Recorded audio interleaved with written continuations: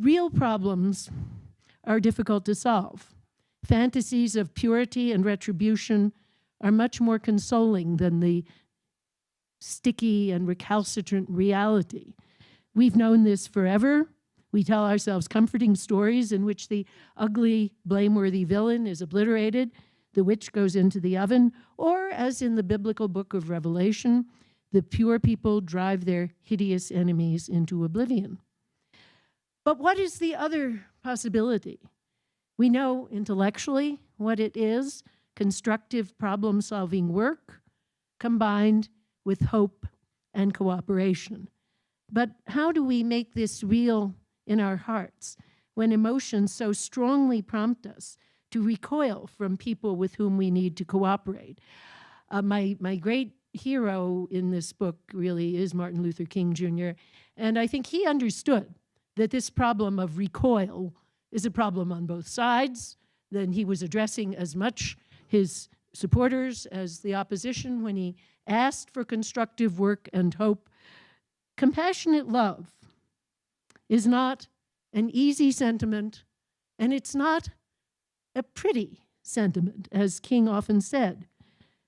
Whenever he mentioned the word love, he said, now I don't mean romantic love, and I also don't mean that you gotta like the people.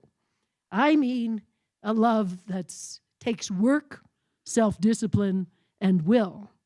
But if we understand that our emotions, despite their roots in natural tendencies, are also culturally constructed and malleable, we know that this work can bear fruit. There are many wonderful examples of spiritual discipline and hope that have appeared in this difficult moment. I think of the reactions of the members of that South Carolina church when their friends and relations were murdered and they turned to their enemy with unconditional forgiveness. The reactions, I think even more surprising in a way, reactions because they were disciplined very much by their pastor, but the spontaneous reactions of the gay and lesbian community after the slaughter in Orlando, when instead of demonizing anyone, they simply manifested in their public demonstration the eloquent beauty of love, and they just said, look, love is stronger than hate. So we need spiritual and emotional leaders who can get us to turn around and face the future in a spirit of openness to others, tolerance, and constructive cooperation. We can find this leadership in our communities. Some will find it in religious communities, some in employment groups or other causes they work with, and I think in my own city, which is said by the president to be a terrible mess and a disgusting place that has no hope.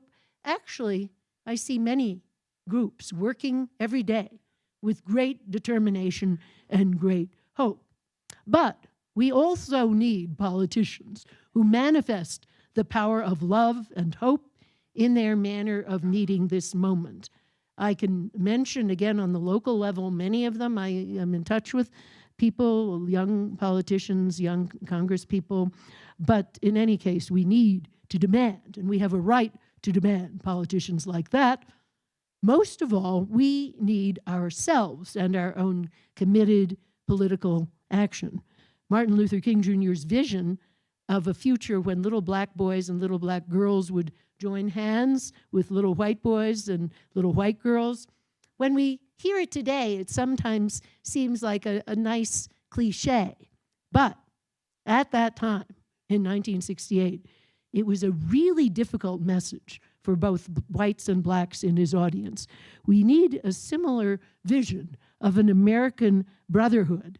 And that means often, I think, that we need to envisage joining hands with people we don't always like, even the Trump supporters. If we don't like them, we still know that those are real people who have deep insecurities and concerns, and they're not, they're just not to be turned away from in disgust. So I think we must energetically condemn and work against acts of misogyny, demonization of immigrants, racism, but we must, while condemning those acts, and this is something, again, that King emphasized always, while condemning the acts, we must embrace people and not assume that people are hardened villains through and through. We must embrace the people while condemning their acts, and above all, we must try to embrace and overcome ourselves. Thanks.